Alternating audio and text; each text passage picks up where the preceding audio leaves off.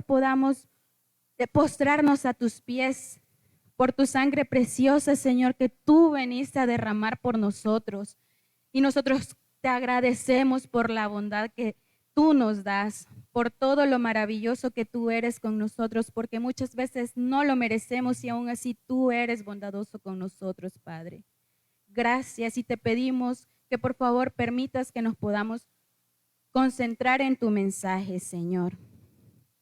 Bendice también el camino de los hermanos que vienen en camino, Señor. Y gracias nuevamente por un día tan hermoso. Nos quedamos recibiendo tu palabra en el nombre de Jesús. Amén.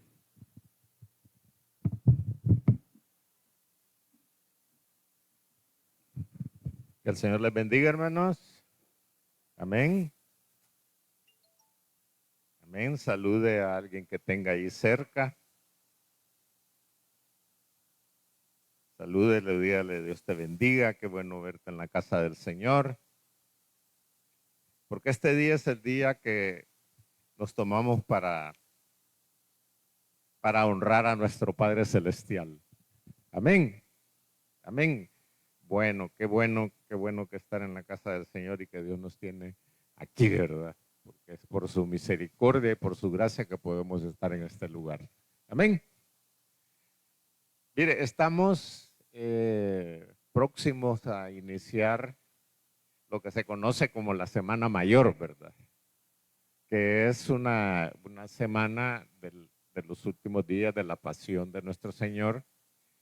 Y pues es un tiempo para tener remembranza, para recordarse de todos estos acontecimientos que pasaron en la vida de nuestro Señor Jesucristo, que al final lo llevaron a ser crucificado, a morir en una cruz, a ser enterrado, pero que también resucitó el tercer día y que en eso está basada toda nuestra fe, en la resurrección de nuestro Señor Jesucristo, porque en ese día el Señor venció a la muerte y eso nos ha dado a nosotros también la apertura del reino de los cielos. ¿Para qué? Para que tengamos vida eterna juntamente con Él. Amén. Entonces, algunos aprovechan o toman este tiempo para ir a la playa, para ir a pasear, para descansar después de un tiempo arduo de trabajo.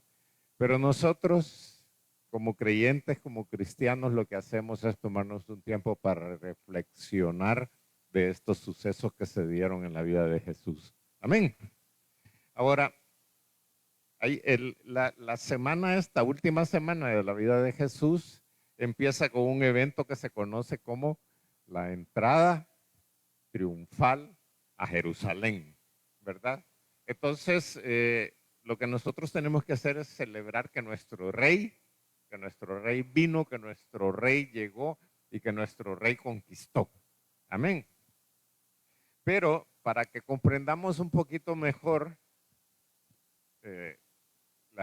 estos últimos días de la vida de Jesús, recordemos las etapas como más principales en la vida de Jesús, ¿verdad? De 0 a 30 años, pues hay poco lo que se conoce de la vida de Jesús, su nacimiento, cuando estaba pequeño que se quedó platicando con los maestros de la ley, y de ahí se desconoce mucho acerca de la vida de Jesús.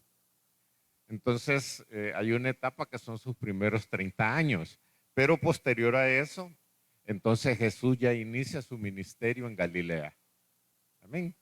Empieza en Galilea, empieza a escoger sus discípulos, hace el primer milagro, que es en la boda de Caná, y ahí se transcurre el primer año del ministerio de Jesús en Galilea.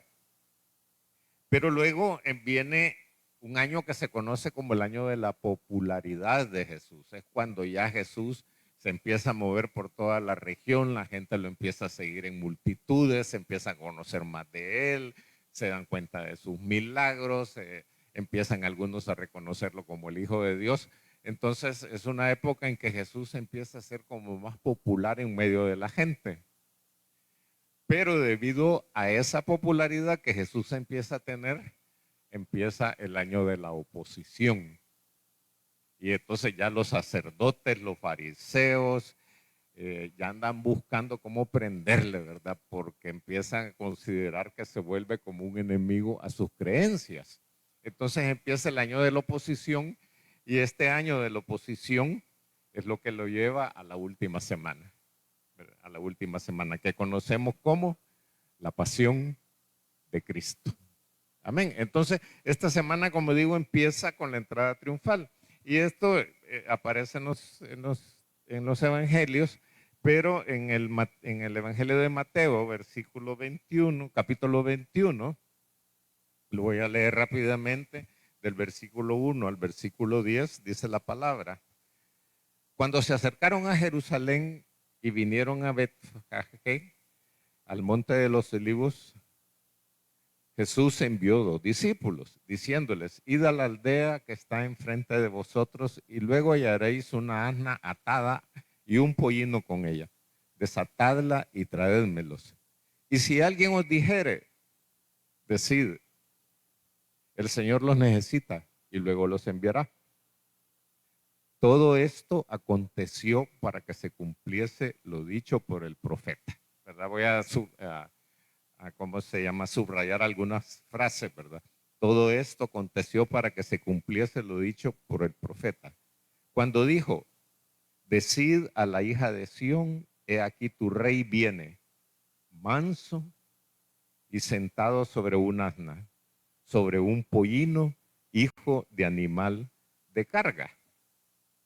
Y los discípulos fueron e hicieron como Jesús les mandó, y trajeron el asna y el pollino, y pusieron sobre ellos sus mantos, y él se sentó encima.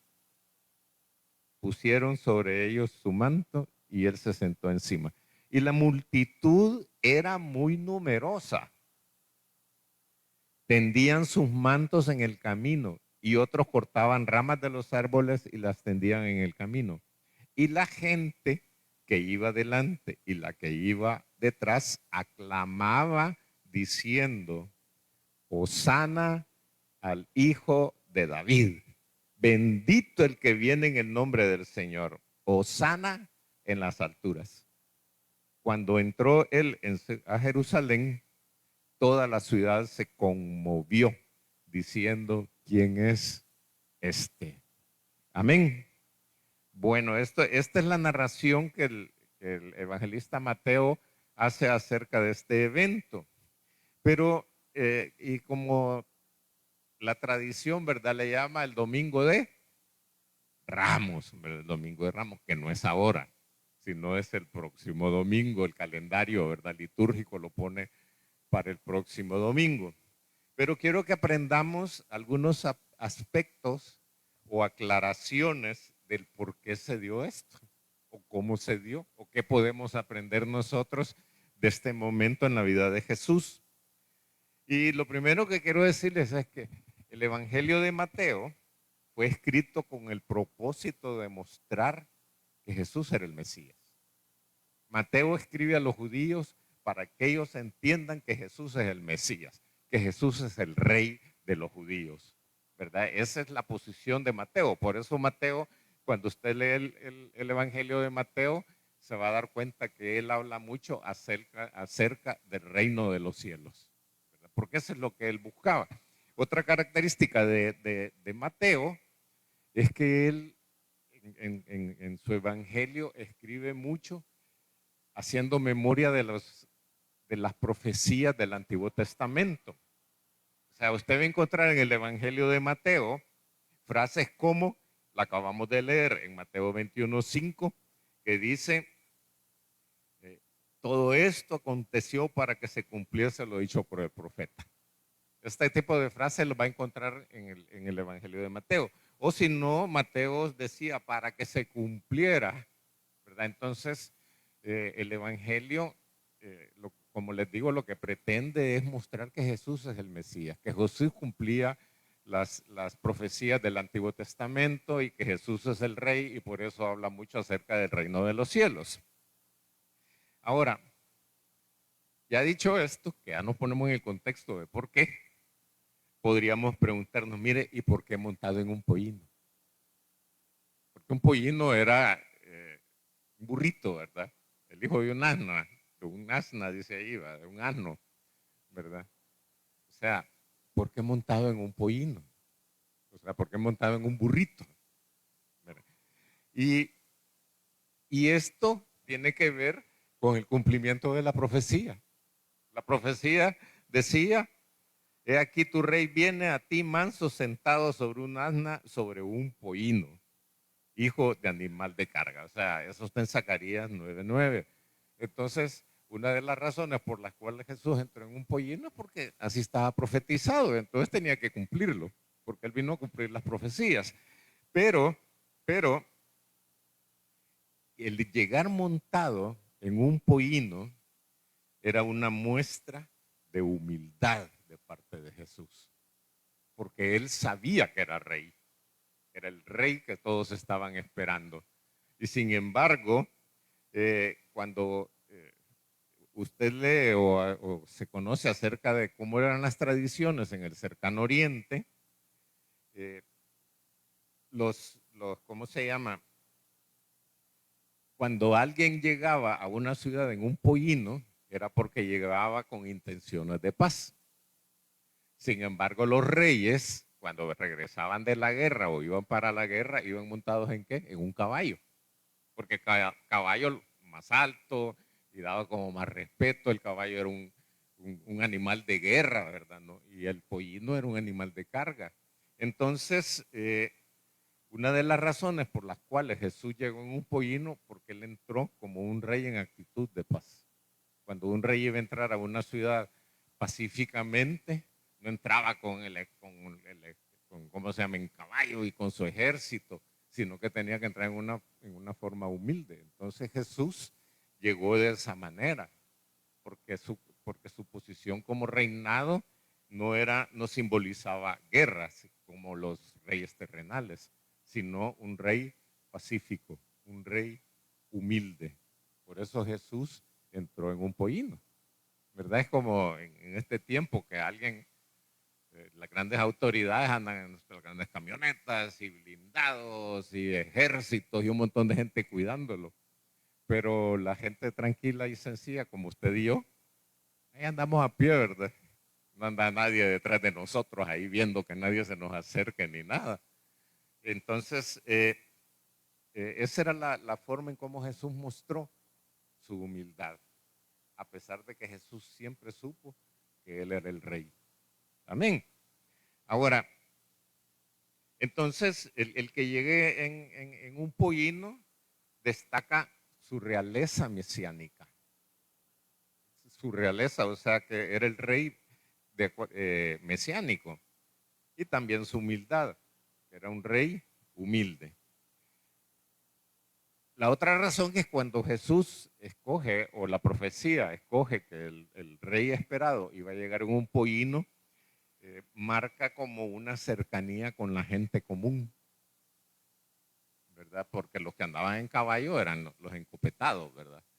Pero Jesús en un pollino le muestra a la gente que Él está cercano a ellos, así como está cercano a nosotros, ¿verdad? Jesús está cercano a nosotros y siempre se nos presenta en humildad. Jesús nunca se le va a presentar a usted como, bueno, y yo soy el rey, ¿verdad? No, Él siempre se acerca a nosotros de una manera humilde, porque esto marcaba una diferencia con los reyes terrenales, ¿verdad? Que ellos llegaban con una montura hermosa, majestuosa, y en un caballo y todo lo demás. Jesús no, Jesús se quería acercar a la gente, que la gente lo viera y se le acercara como ese rey humilde que él era, ¿verdad? Imagínese usted la escena, ¿verdad? Cuando un rey llegaba en su gran caballo, la gente se tenía que hacer a la par porque si no el caballo se los pasaba llevando. Pero cuando ven un pollino, en un burrito, la gente se le podía acercar, ¿verdad? Porque no tenían temor de que el animal lo golpeara. Entonces,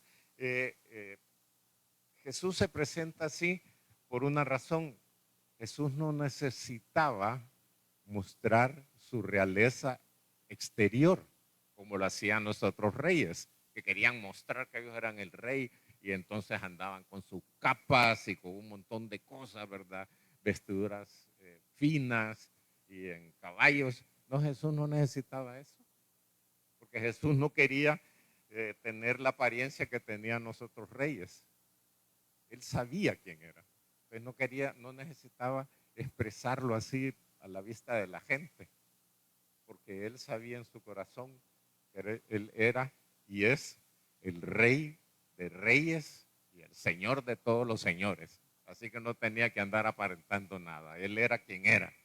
Amén. Y él era el que nosotros conocemos, al que está sentado en el trono, juntamente con el Padre. Así que, ¿qué debemos de aprender nosotros de esta parte de la vida de Jesús o de este momento en la vida de Jesús?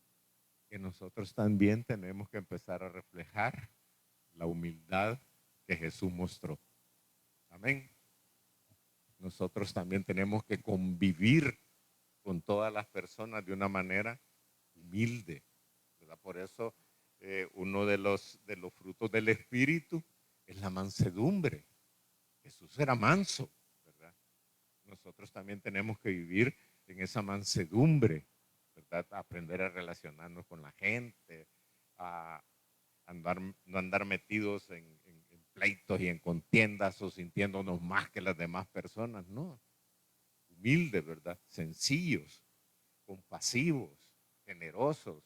Todas esas eran cualidades que mostraba Jesús en su vida para darnos ejemplo a nosotros, para que nosotros también aprendamos a vivir de esa manera. Amén. Ahora, lo otro que tenemos que aprender en esta historia es aprender de los discípulos. Aprender de los discípulos de Jesús.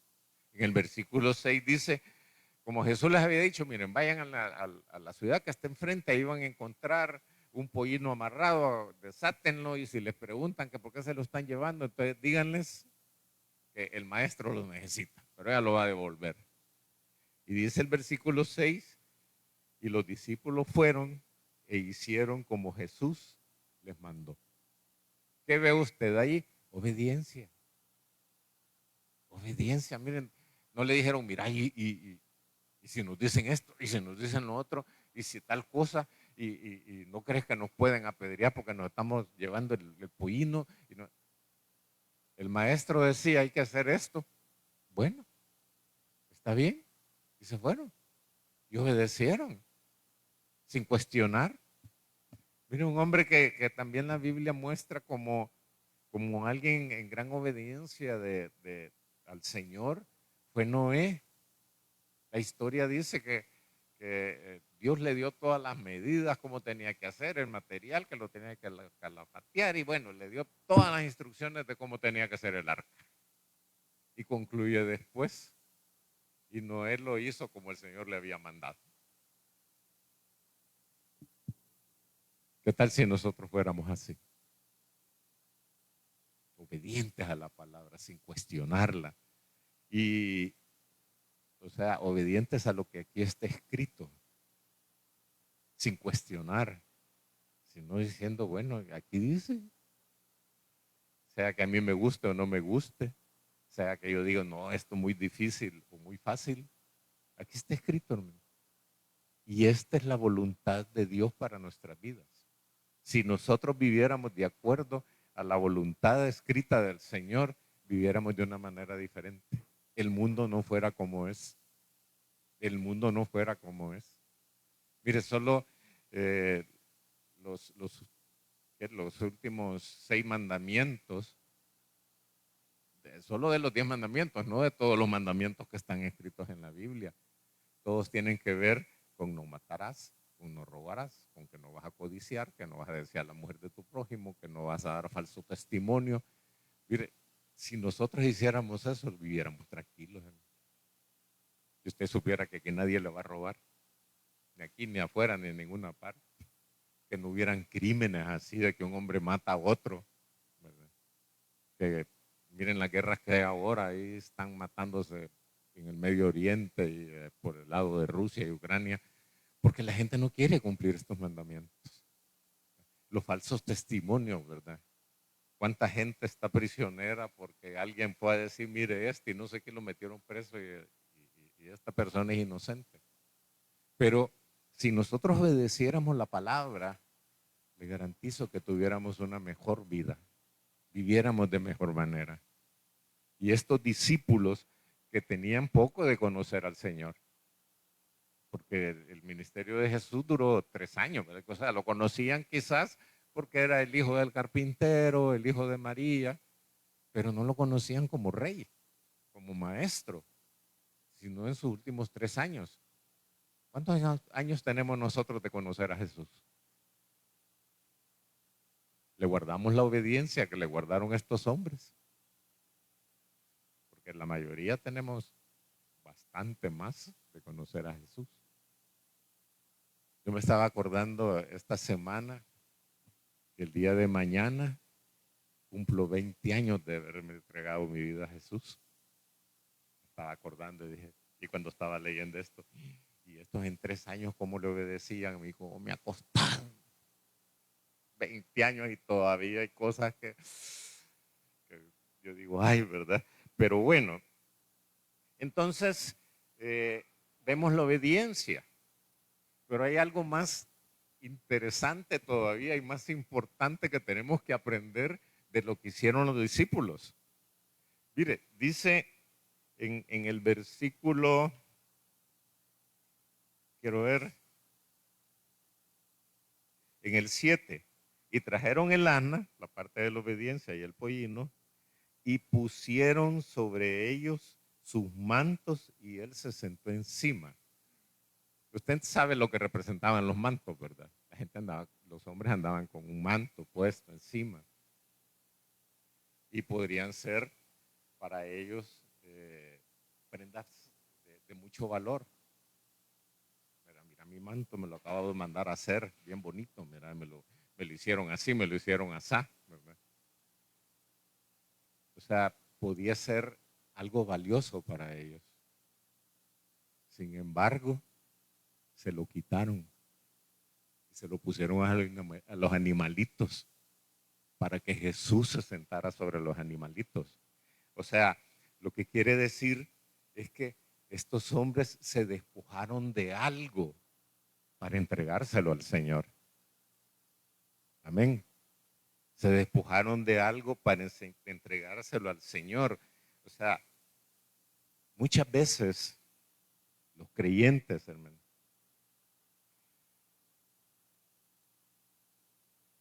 no nos acostumbramos a entregar cosas al Señor porque las consideramos que son valiosas. Decimos, no, esto no, yo le puedo dar esto al Señor porque me sobra, pero esto no como, ¿verdad? Pero si estos hombres para servirle al Señor, aunque sus ropas podrían haber sido caras, se abandonaron de eso para poderle servir a Cristo. Amén. Diferente al tiempo de ahora. ¿Verdad? A veces, hermano, pongámonos de rodillas y no, mi pantalón es nuevo. ¿Verdad? ¿Cómo me van a ensuciar las rodillas? Y más los que tuvimos la oportunidad o han tenido la oportunidad de ir a iglesias donde todavía de tierra, ¿verdad? Que no hay ni piso. Y postrémonos, hermano, ¿y cómo me voy a llenar todo de tierra, todo polvoso? No, yo me voy a quedar de pie.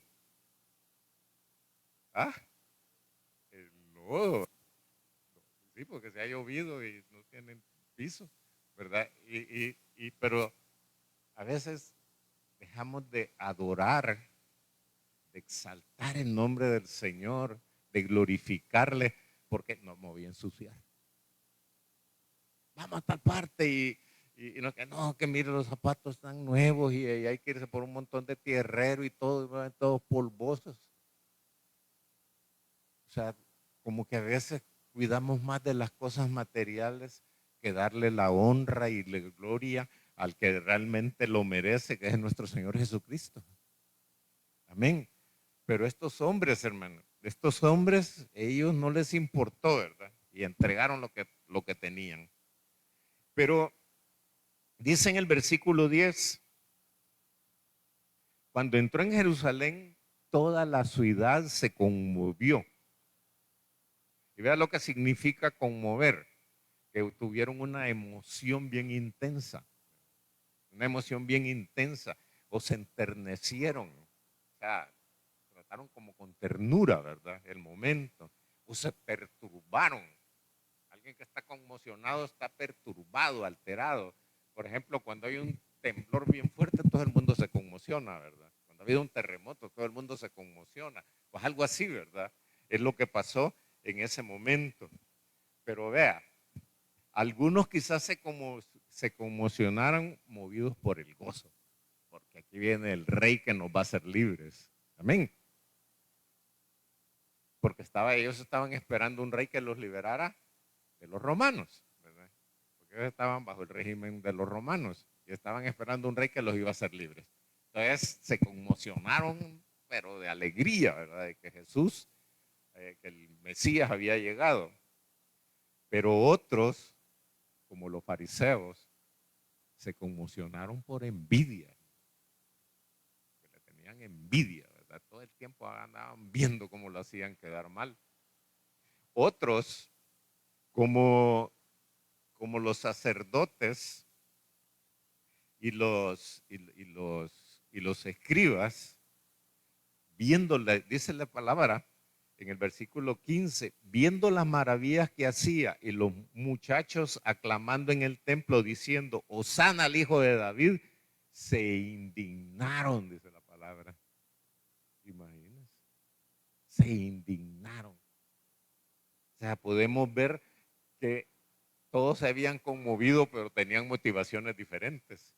Unos adoraban y exaltaban y se alegraban de Jesús. Los otros se enojaban de envidia. Y otros hasta se indignaron. Hasta se indignaron. ¿Cómo son de variadas las emociones de las personas?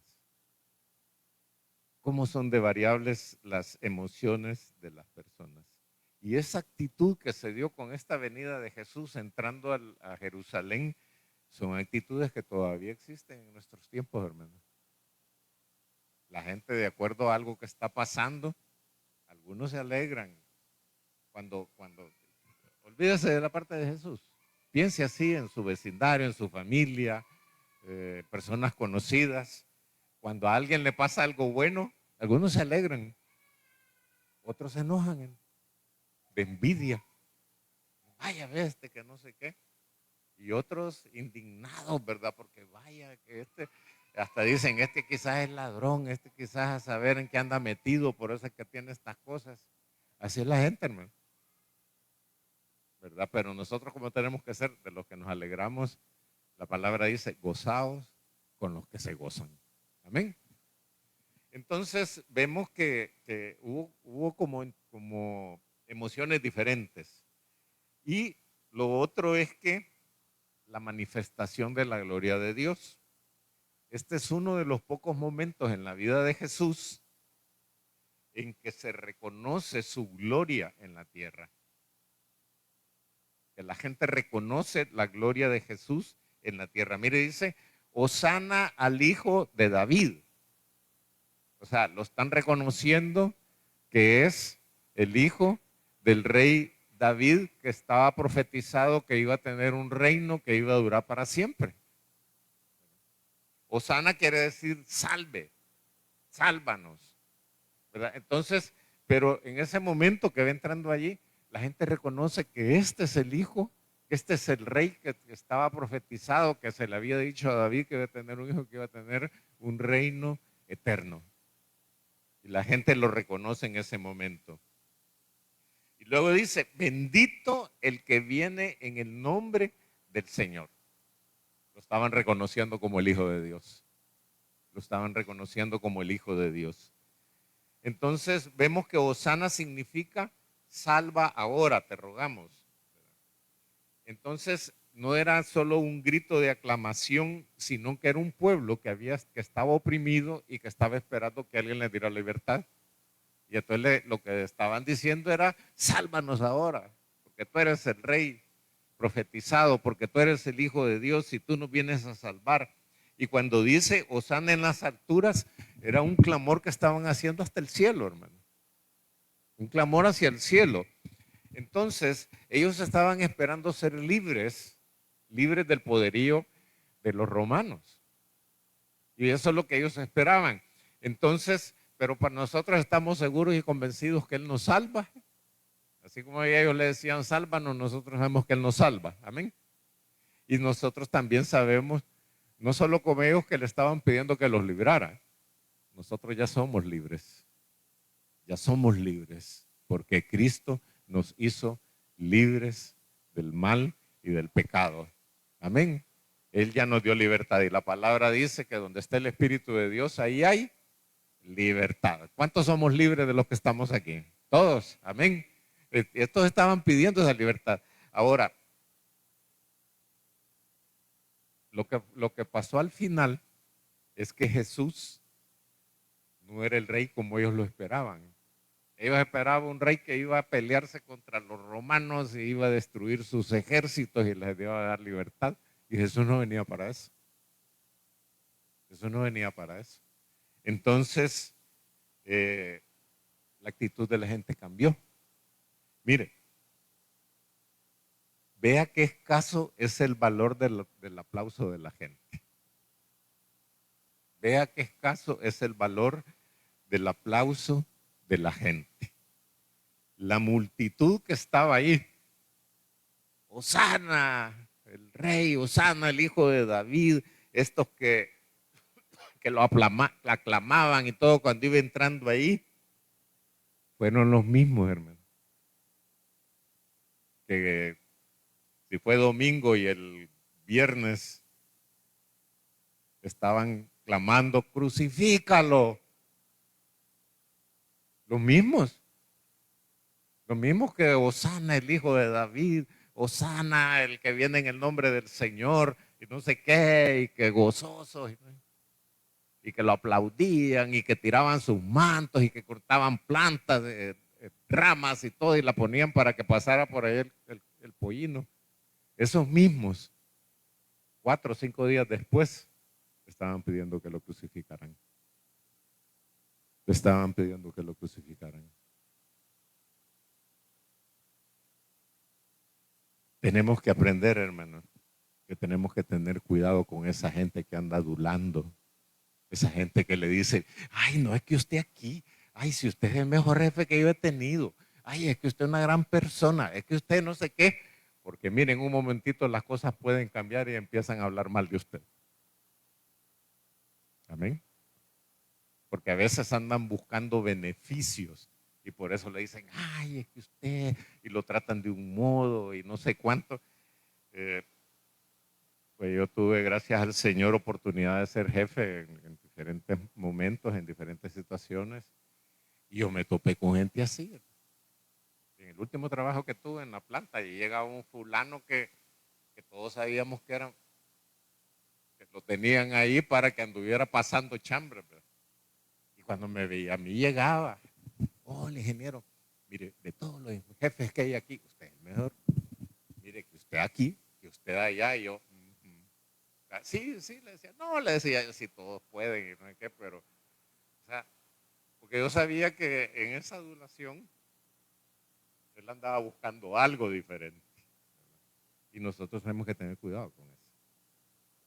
Y también, no solo de permitir, de escuchar los aplausos de la gente, para que la gente le diga algo y entusiasmarnos y tomar o creernos más de lo que realmente somos, sino también no ser parte de esa gente que le aplaudió a Jesús para después pedir que lo crucificaran.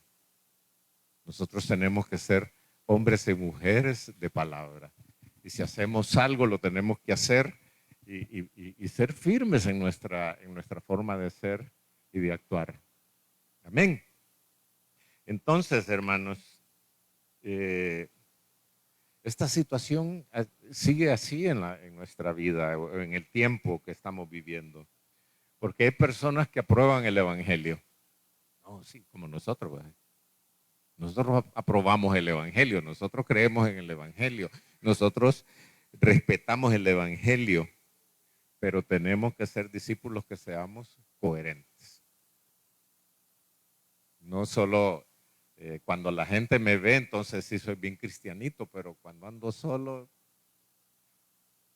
¿verdad? Dios mío, ¿verdad? Que Dios guarde a la gente de mi presencia. Amén. Esto no lo tenía, pero se lo voy a decir. ¿Usted quiere saber qué tan cristiano es? Vea cómo es su vida cuando está a solas. Vea cómo es su vida cuando está a solas. Porque ahí es realmente donde mostramos quién verdaderamente somos. Amén. O cuando no hay gente, o cuando la gente que está ahí no nos conoce, no nos importa que vean cómo somos. Pero todos somos hijos de Dios. Los que estamos aquí todos somos hijos de Dios y vivimos de acuerdo a lo que el Señor quiere que vivamos. Queremos vivir conforme a su voluntad. Amén. ¿Sabe por qué? Porque hace 2000 años, ¿verdad?, Jesús entró en Jerusalén como rey. En diferentes años para nuestras vidas, Jesús entró en nuestro corazón para reinar en nuestra vida. Y nosotros tenemos que reconocer su gloria y tenemos que reconocer su realeza. Como les decía ayer, esta semana que me estaba acordando, hace 20 años menos un día, Jesús llegó a mi corazón. Entró a tomar posesión de lo que le pertenecía. Yo no sé si usted se acuerda el día que recibió al Señor, ¿no? Pero yo me acuerdo el día, la hora la tengo aproximada porque no me fijé en el reloj, pero sí sé en qué momento del día fue. Pero es algo que la llegada de Jesús a mi corazón cambió mi vida. La llegada de Jesús a Jerusalén cambió la vida de esa gente. Porque algunos después de su resurrección creyeron. Otros no, ¿verdad? Siguieron en su vida. Y así pasa con la humanidad. Amén. Así que estas semanas que vienen, no a partir del otro domingo, pero usted desde ya, hagan memoria de la vida de Jesús. Necesitamos recordarle en todo tiempo. Acuérdese que Jesús, en el día que compartió la cena de la Pascua con sus discípulos, les dijo, hagan esto en memoria de mí. ¿Verdad?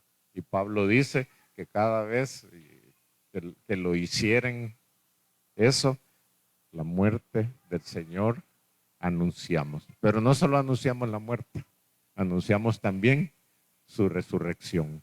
Amén.